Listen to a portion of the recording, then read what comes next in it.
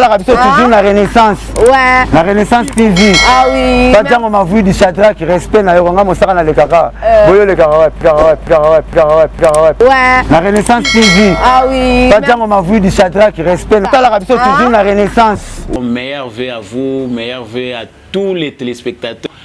Awa samba olonga na présentation comme d'habitude. Na yeko sambisa bino te nzambe nde mutu asambisaka justice ya mokili pe mutu esambisaka osali malamu basambisi yo samba olonga. Merci à vous vraiment qui avez choisi cette fréquence ya sagesse pour na komemela bino ba information na lolenge ya malamu kolongola bututu obscurantisme na kati ya ipese l'information na République démocratique du Congo. Merci na bakolo chaîne papi kelina refin ki sombe bazo sala que mission oyo ekomaka na bitando na bino. Je salue tous mes téléspectateurs à partir de la Suisse, bao bazana Allemagne, bazana Belgique, bozana France, bozana Canada, bozana États-Unis, bozana Afrique du Sud, bozana Lubumbashi, bozana Angola, bozana Gabon, bozana Namibie, bozana ba pays ébélé. J'ai fait vraiment le tour du monde avec l'amour que nous avons pour notre pays et tous les Congolais pour na ko souhaiter bino le et la bienvenue na émission Oyoyo ya debout Congolais oya komela bino basango. Rebondissement munene na faire ya Chebea na Fidèle Bazana toyebi activiste na biso munene Chebea Floribert Chebea akufa. Mais procès na yendenge zo continuer ba uti ko révéler likamoko ya munene makasi. Ezali que Paul Milambwe azalaki moko ya ba témoin ya assassinat ya Chebea, moko ya bato yo ba bomaki Chebea a finir par kotanga kombo ya Joseph Kabila lobi ke ba ebisaki bango et pas John Numbi ke mutu aza ko commanditer mutu azotinda makambo wana ezali Joseph Kabila. Et puis mbongo oyo babimisaki ezaki $40,000 te, c'était $500,000 pour avoir la tête ya Floribert Chebea na Fidèle Bazana. Des révélations en révélation, plusieurs dossiers bazali kotanga kaka kombo ya Joseph Kabila. Ezaki na makamoko etalaki dossier moko foncier na Nord Kivu et na Sud Kivu plutôt batanga ki kombo ya Joseph Kabila na Olive Lembe parce que muto babomaki ezaki na ferme na bango. La partie civile avait demandé que Joseph Kabila topé Olive Lembe ba comparaître. Jusque là aucune suite. Ministère public muto asenga kayango batikala kopesa bango gain de cause te. Affaire mususu ya munene ezali na Kasai ezakotala toujours Joseph Kabila. Affaire a diamant ya batu ya plus d'1 milliard. Oh ya botolaki ya commerçant moko alobaka ka kopesa mbongo devant bevek ya Kasai ebele atikala kokisa yango te mutu wana afundi epe lisusu. Awa toyoki lisusu. Maintenant ba révélation minene bimi maintenant Paul Milambwe alobi que Joseph Kabila nde mutu azali commanditaire, le commandant en chef. Est-ce que yango nde mutu kosala ki ba simba Kabila? Vu condition à balwa na biso, est-ce que Joseph Kabila sera-t-il interpellé? Est-ce que le Sénat congolais peut enlever les immunités à Kabila pour la juger? Notre Parlement est-il en mesure de livrer l'ex-chef de l'État Joseph Kabila? Topé dossier qu'on risquait s'éterniser. John Numbi, introuvable, to azali azako formanté bakuna yendenga lobaki ke ye azali agnoté. Azali na ye agnoté. Azali wapi finalement. Comment vont-ils procéder? Lokola la voix de sans voix ezali ko senga na demande ya ba partie civile que monsieur Joseph Kabila na batu nyonso baza cité par Paul Milambwe na procès Chebea na niveau ekomi, il faut babenga bango pour na entendre bango. Est-ce que c'est faisable? Joseph Kabila est-il finalement à la porte de la prison? Tout au long ya numéro oyo tokolinga toyeba yango. Makambo etali ba révélation ya Congo Hold Up. Katumbi aza cité na dossier pe ya Congo Hold Up. Tolobaka mingi awa ke l'affairiste Moïse Katumbi kozala gouverneur à Katanga et facilita qui est tâche pour s'enrichir davantage. Ezaki lokola aubaine pour naye ya ko étendre ba faire naye pe kozwa ba terrain ya sika isika wapi ya ko sala ba exploitation naye. Mais il n'a pas exploité que les mines du Congo, il a aussi exploité ba travailleurs congolais. Na kati ya dossier oyo mususu ba révélé bazali kotalisa que voir mbongo oyo même bandaki eza destiné ce qui a touché ici notre attention ezali mbongo ya ba contribution sociale ya ba salarié mbongo il faut kende na INSS oyo komi le CNSS Caisse nationale de sécurité sociale mbongo ya ba travailleurs pour mutu soka zo sala mbongo na ye bazo tshela yango kuna pona pension na ye ndenge nini akobanda akotikala ko vivre soki musala esili.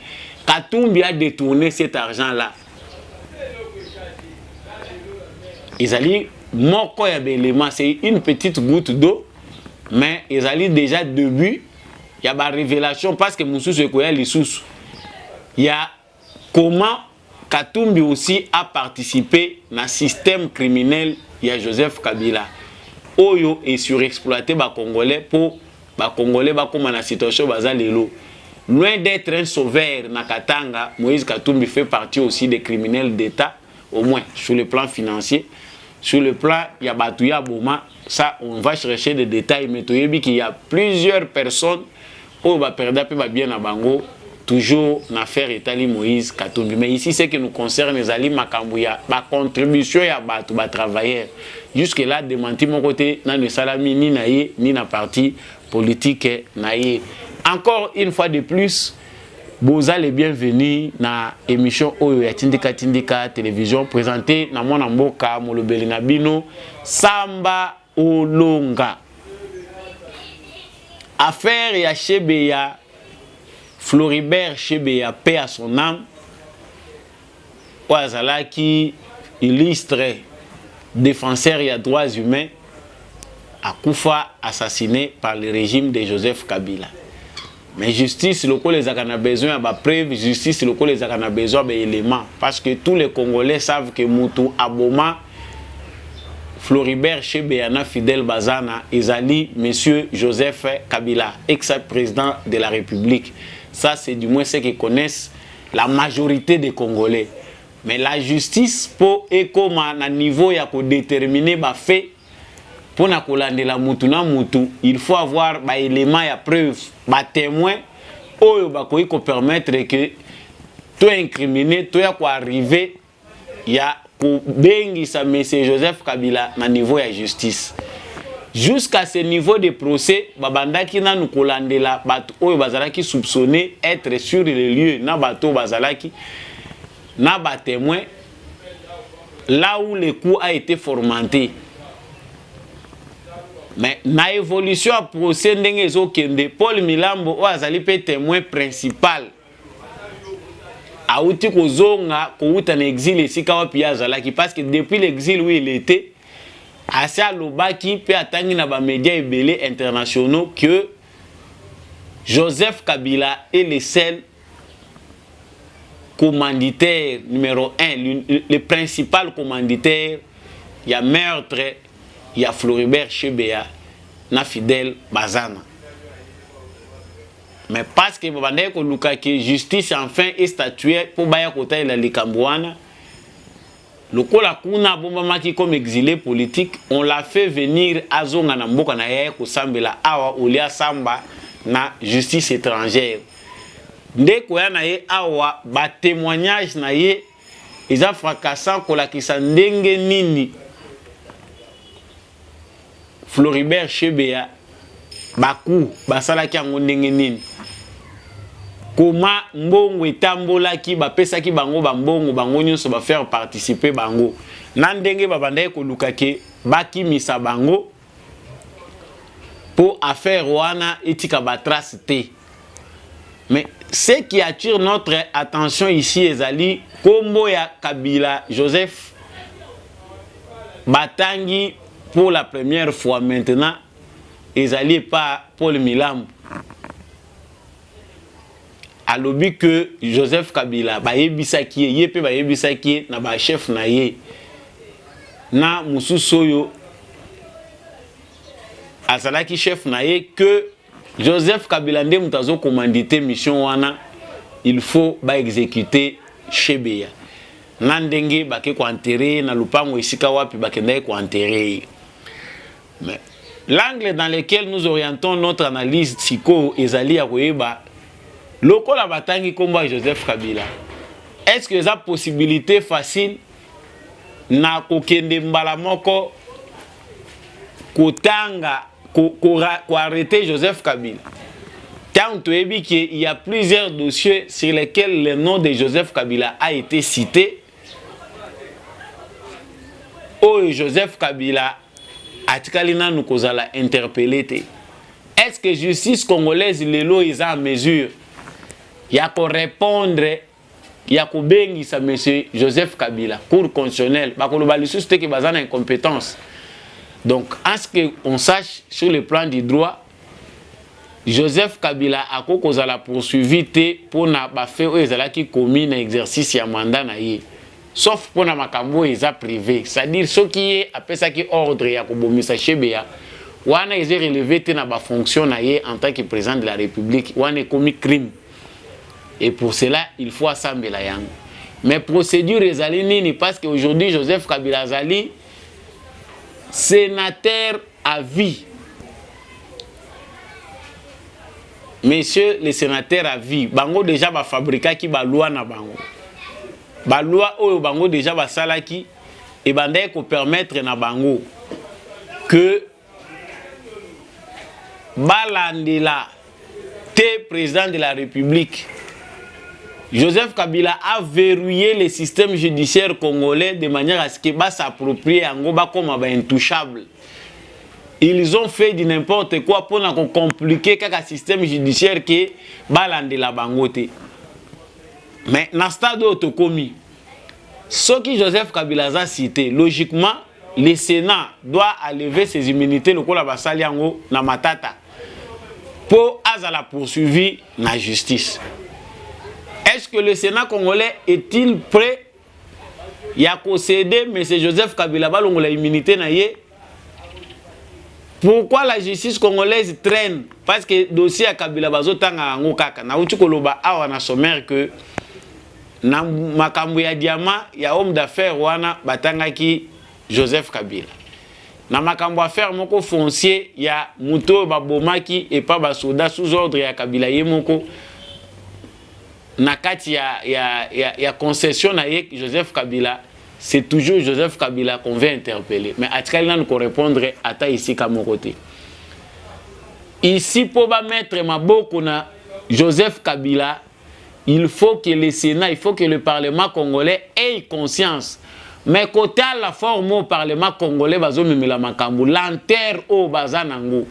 Ils sont beaucoup plus préoccupés na makambu na bango ezali privé que na affaire d'État au bango bako faire avancer. Parce que tant que la même makambo etali ba émolument injuste o eza penda ko répondre te na constitution plus de 600 000 $. Et le bibande ko mususu que même DG PDG ya entreprise moko multinationale côté en bourse Joseph Kabila zo le kaye na mbongo aleki ba mususu na mbongo ebele là pour la plupart. Mais après avoir vandalisé un pays grand comme le Congo, on lui permet à se permettre toko bengango kindoki tendengini pona bato bazoboya ka langage wana. Ceux qui cherchent la sorcellerie la nuit et la journée. Mais ici les sénateurs congolais, la justice congolaise est en train d'aller très lentement toze battre ceux qui justice congolaise ezako lukanini jusqu'à tel point que même crédit à mouké oyo makambo oyo bato bazako faciliter que salema ezokende kaka na lanterne. La ministre de justice qui devait sauver l'honneur des femmes parce que tonga tout mon énergie moko ya mwasi aye penda zo sauver honneur à ba maman parce que il devait d'abord savoir tant président Dimaki qu'on nomme mwasi na ministère de la justice maman Rose Mutombo il faut yo moko yeba qu'est-ce que le président avait voulu, pourquoi confier ces ministères là na mwasi. Il attendait quoi de la main d'une femme? Ba décision ni importante, vision à moi c'est linga keza la nini par rapport ya au président linga kike ministère o nazo pesango na société civile et uniquement il faut tout zo moi si to chai. Ici la difficulté est que Joseph Kabila azana yena nous vrai. Il a encore une marge, il y a un homme libre à tourner parce que les Congolais ne sont pas conscients qu'ils doivent donner entre les mains, les parlements congolais. On a conscience qu'il faut payer ça entre les mains de la justice, voleur d'État. Parce que pour la plupart, il y a un parlement congolais, il y a bombarder. Même ceux qui les lots et belé Kangamina présente, c'est que les balobi bazo constituer majorité union sacrée. Mais la plupart, il y a des criminels. Il y a un régime à Kabila, Babatami Nakati ya Sénat, na Parlement congolais. Est-ce que Batouana Barozala d'accord? Il y a concédé Joseph Kabila va payer ça y est. La marge de manœuvre, ils en ont nous. Tu éviter, ils ont évolué, ils ont baissé. Les Congolais n'ont pas encore un parlement vraiment responsable. Parlement, il y a Bibamba, il y a Kosangisa. Il y a convaincre au président Tshisekedi Azanango ezali handicap munene pour la marche rapide vers les changements et le développement voulus par les Congolais. Ba Congolais et belé et sengeli va comprendre que il faut une forte pression pour réclamer que M. Joseph Kabila Bassambisaye. M. Joseph Kabila doit normalement être jugé. Mais Joseph Kabila, il faut Bassambisaye pour na ba œuvre na ye musala makamunyon soya sala awa. Il doit répondre de ses actes. Mais il faut une énergie de la part des Congolais pour réclamer justice. On dirait que les Congolais bazo comprendre na bangote que les choses sont entre leurs mains. Pour certaines personnes, les gens chargent plutôt Tshisekedi. Merci à l'association. Ils ont une association quand même, comprendre que nous sommes enfin libres. Nous devons revendiquer ce que notre droit. Nous devons revendiquer, réclamer justice. Donc ici, c'est comme si la justice congolaise n'est pas encore prête pour appeler M. Joseph Kabila. Elle se prépare. Est-ce que bakosala yendengi bazosala makambo ya bakamera ete na batu mususu? Ça c'est que les gens se demandent. Voilà pourquoi des grandes réformes sont attendues dans le niveau de justice. De ce côté-là, on ne peut pas être très rigoureux vis-à-vis à présent Tshisekedi parce qu'on sait que quand on dit réforme, il faut partir même à partir du Parlement. Il faut partir sur base de bateau baza intègre au bako kondima sacrifice suprême pour na kozongisa mboka na rai.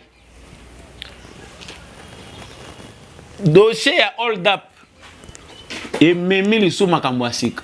Taba yebisa biso ki Katumbi, les Congolais à 4 nationalités, ceux qui 3 parce que bamusu balobi aza juif, bamusu balobi bamusu te yemoko wana passeport italien, juif, passeport belge pas à la Kanango, passeport zambien zali na ya Congo.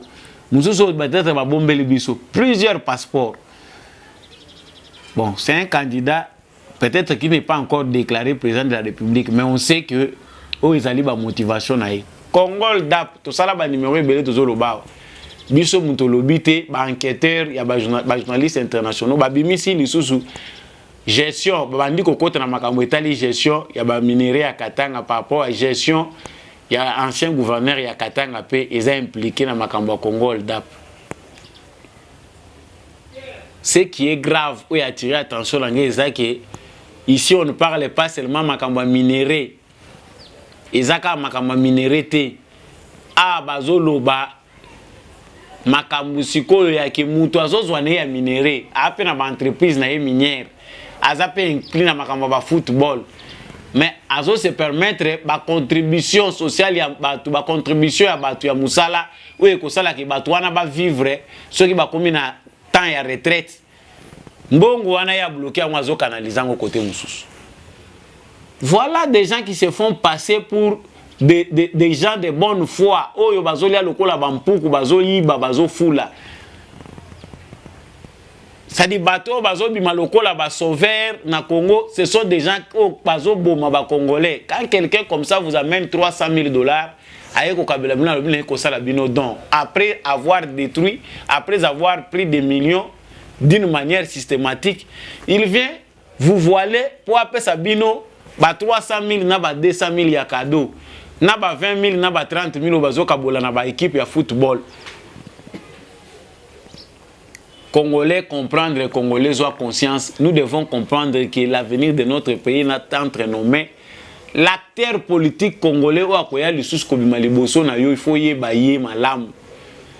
Outre il faut que yeba tata na ye nani maman na ye nani abota ma wapi bande kone baza wapi bakoko na bango baza wapi. Si c'est que dit au moins tozoloba on a le droit pour ceux qui critiquent ils critiquent parce que la démocratie permet les critiques, la démocratie permet la liberté d'expression et d'opinion. Mais toyebi au moins tata na ye maman na ye bande kone nyons tozolandela toyeba famille na déclaré na non déclaré on sait la grande famille qu'il a. Mais ici, le mal est que na ba sabotage à modèle où les mêmes personnes viennent en sauveur, balobina 3 ans que Koufi, ils veulent être des donneurs de leçons. Alors que bango mutubaza ba destructeur, ba destruction méchante à mboko bango nde mutubaza à la base. Ça c'est grave. Kolande la batu oyo bazo sala musala même na muke na bango ya bako oyo il faut ekota na caisse nationale de la sécurité sociale. Mutuazo zwango. Azo virango azo tindango na direction mususu. Ça c'est dommage. Mais ba Congolais mususu ba telemi bazo acclamer bazo beta maboko. Comment on ne peut pas nous injurier? Comment ba koki te ko seka biso à travers le monde entier? Comment les citoyens congolais peuvent être un citoyen normal à travers le monde? Na ba comportement modèle oyo ba prédateur na bino bozo yamba bango ba sauveur. Et là, la fierté, Moutaboye, à la tribune, Ndenga Kendaki récemment en Israël. En Israël, en Europe, la communauté juive en Europe. Kokende kwa accusé ba Congolais, qu'on a lobby, bon, mon a quitté en 2019, quand je suis rentré au pays, comment j'ai été accueilli là-bas. Donc, cet accueil-là, il y a ba Congolais pour lui. Il a ici réellement que vraiment, c'est lui le sauveur. Moïse, le sauveur, il y a ba Israël, ouana, il y a vraiment. Moïse ya solo pe sauveur ya ba Congolais ndenga za ko mbengela ngo biso tozozongela ka belema na ba rebondissement nango nous n'avons aucun acharnement. Toutes les religions du monde ezali ko pesa na batu il faut ko lingana bolingo eza la base ya ba religion nyonso ya monde na o mususu ba religion bazo benga ngo satanique eza ko prêcher batu ka amour et pe que ça batu pe ko yiba. Alors aux à la chrétien aux à la musulman aux à la wap toutes les religions du monde ont presque des valeurs universelle. Alors, pour nous Congolais, il est important de renouer avec les valeurs pour tuer bakosala kimbo kanabiso et bonga. Tsokoza Congolais telema. Tsokoza Congolais a solo kozelate mukolo tsekeda kolungwa na pouvoir nde yo kosala malamu pona mboka na yo. Yina na oti sekedi c'est qui est tout à fait normal. Mais lingambo kana yo Congo parce que tu ne changeras pas de pays bako kona yo banai na yo bazalaka ata oké ko changer nationalité oké libanda tu as des frères tu as la famille ozana batu belé awa soko contredire na oti sekedi c'est tout à fait normal, c'est un humain, mais il faut aimer le pays pour que le Congo puisse avancer. Je vous dis merci d'avoir suivi ce numéro.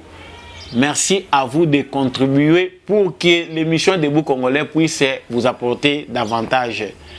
Je dis merci à l'équipe technique qui accompagne Kingai. Je vous dis au revoir et prochainement.